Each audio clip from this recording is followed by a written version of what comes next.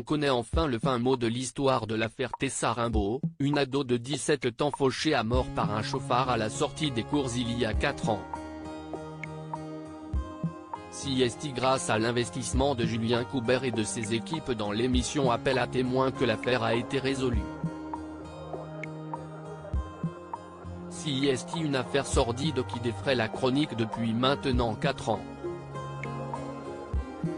On parle bien de la disparition tragique de Tessa Rimbaud, une lycéenne de 17 ans, retrouvée sans vie au bord de la route après avoir été fauchée en rentrant chez elle. S'en est alors suivie une enquête acharnée pour retrouver la trace du chauffard, sans succès.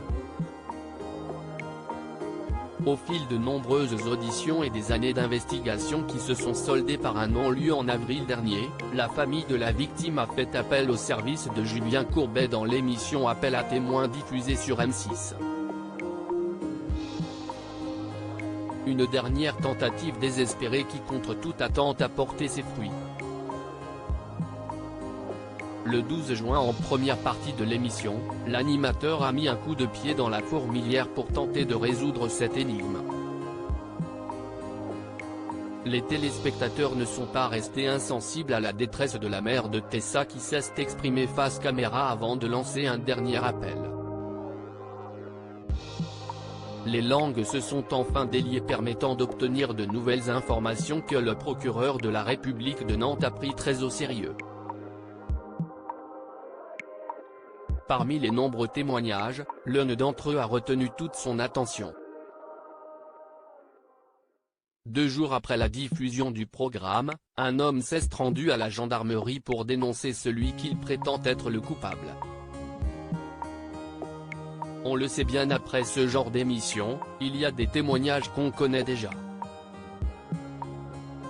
Mais pas cette fois, il y avait quelque chose de pas classique à expliquer Renaud Godeuil, le magistrat chargé de l'affaire. Un coup de pouce médiatique qui scelle définitivement la fin d'un mystère jusqu'ici classé sans suite.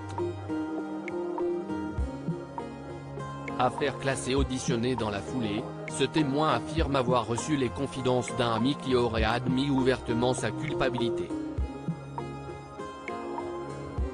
Visiblement sous l'emprise de l'alcool, ce dernier en aurait eu lourd sur la conscience et aurait par 2 fois exprimé des remords auprès de son entourage.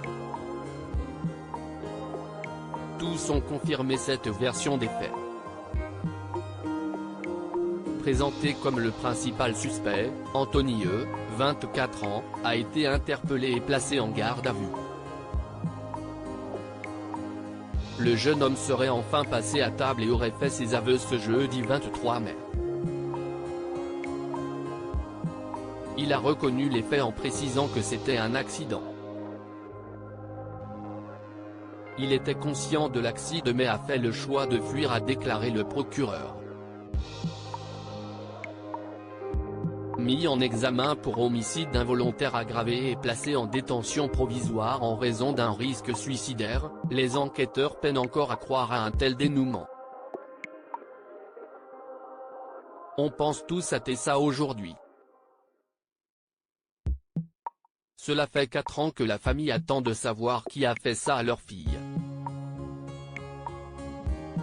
Et il passe d'un classement sans suite à une mise en examen en quelques jours. C'est vertigineux, a réagi maître Damien Legrand, avocat des proches de la victime.